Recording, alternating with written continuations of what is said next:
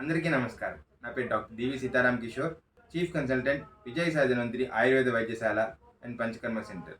జనరల్గా ayurvedic medicines బాగా పనిచేయడానికి ఒక కాన్సెప్ట్ అనేది తోడ్పడుతుందండి. ఆ కాన్సెప్ట్ పేరు అనుపాన.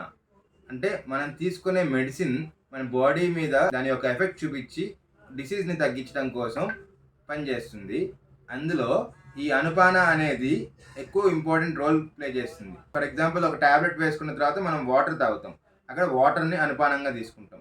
అలా ఆయుర్వేదిక్లో అంటే పేషెంట్కి ఉన్న ప్రాబ్లం కండిషన్ బట్టి మనం ఇచ్చే మెడిసిన్తో పాటు ఒక అనుపానాన్ని యాడ్ చేసి ఇస్తాం. ఫర్ ఎగ్జాంపుల్, మనకి స్ట్రెస్ యాంగ్జైటీ ఎక్కువ ఉన్నప్పుడు అశ్వగంధ చూర్ణం అది మిల్క్లో కలిపి తీసుకుంటాం. అక్కడ మిల్క్ పాలు అనేది ఒక అనుపానం అవుతుంది.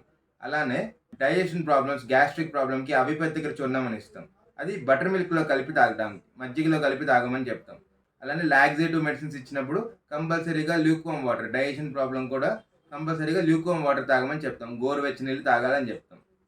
అలా తాగినప్పుడే ఆ మెడిసిన్ యొక్క ఎఫెక్ట్ అనేది మనకి బెటర్గా అండ్ బెస్ట్గా యూజ్ అయ్యేట్టుగా ఉంటుంది. గైనిక్ ప్రాబ్లమ్స్లో పుష్యానుగ చూర్ణం అని ఒక పౌడర్ ఇస్తామండి. ఆ పౌడర్ ఇచ్చినప్పుడు దానికి అనుపానంగా రైస్ వాష్డ్ వాటర్, అంటే బియ్యం కడిగిన నీళ్ళు ఉంటాయి కదా, ఆ నీళ్ళల్లో ఈ పొడి కలుపుకొని తాగాలని చెప్తాం.